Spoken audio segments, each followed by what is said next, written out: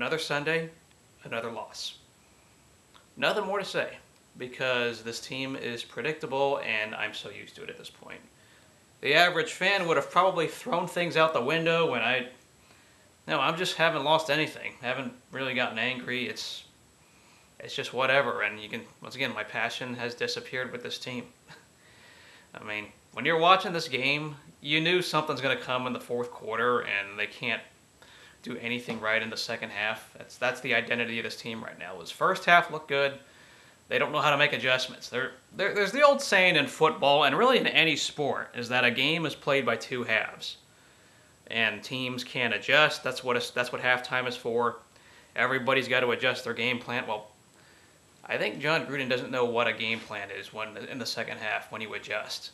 Everyone has been figured out. The only thing good today was Jordy Nelson's fantasy stats. If you're a fantasy owner and all that, I'm sure you liked Jordy Nelson's numbers. But yeah, this team's not good. This team's not good, not going to cut it. And all we know is that Gruden cares about what they're going to do in Vegas 2 to 3 years from now. This team looks like a train wreck disaster, whatever word you want to describe. And predictable. I mean, Derek Carr throws a pick in the fourth quarter right at the end. I'm not going to blame it on him. This has more to do with play calling and coaches than blaming it on him because you had the ball pretty close out there and you didn't really need to force a throw. It's not like there was 10 seconds left. There was, I think, 2 minutes left when that happened. So you could be patient, maybe learn to run the ball a bit. But now you're going to force a throw, force some fade in the back. Yeah, I know he was under pressure. He should have thrown it away. But yeah, that was a forced call. And that play calling is on Gruden. He's an offensive-minded coach. I mean, that contract looks pretty stupid right now, guys. And still, people can complain about number 52 not being with this team anymore because of Gruden. I mean, I don't know how many of you wanted Gruden before he was hired. There's always people that do. But this is on those who did. Ever since Gruden has taken over this team, he's going to make it his own. He's going to blow up this roster, make it his own for the next 2 to 3 years. And then if they win something, it'll be in Vegas, which I really am not going to care as much. I mean, they may do something, I may be a little happy, but my passion for this team has continued to disappear. This game gives me no reason to be hopeful. Why should I care when it's predictable?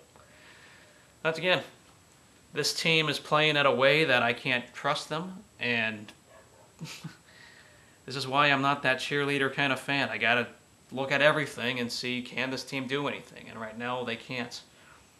I mean, I'm laughing, crying, whatever words you want to say, but you just know stuff like this is going to happen if you're going to play like that. And, what's amazing is they could host the Browns, and we should be thankful right now that the Browns already broke their streak, their losing streak, because the Raiders could have been that team. But thanks to the Jets, the Browns actually broke it there. But there's now potential this Sunday that the Browns could beat the Raiders. It's pretty sad. This is a sad, sad team that at best is 7-9, 6-10. I don't think they're going to go winless and be the 2008 Lions or the 2017 Browns, but this is not good. They have no idea what a second half is. And the fact that you're going to go and throw a pick, and then you're going to get a touchdown the other way pretty much immediately, that says it all. That says it all for a second half. I don't know what else you saw in this game, but I'm just kind of whatever. And by the way, I am curious, the other question for those of you wondering, or I'm wondering about, is how the radio has been. Because Brent Musburger has taken over with Lincoln Kennedy on radio. As everybody knows, Greg Papa and I believe Tom Flores were let go.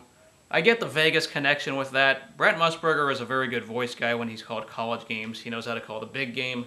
Of course, the Vegas connection makes it very easy to hire him. But from what it sounds like, when Greg Papa maybe bit the hand that feeds him, said some things about Mark Davis. That's something you don't do.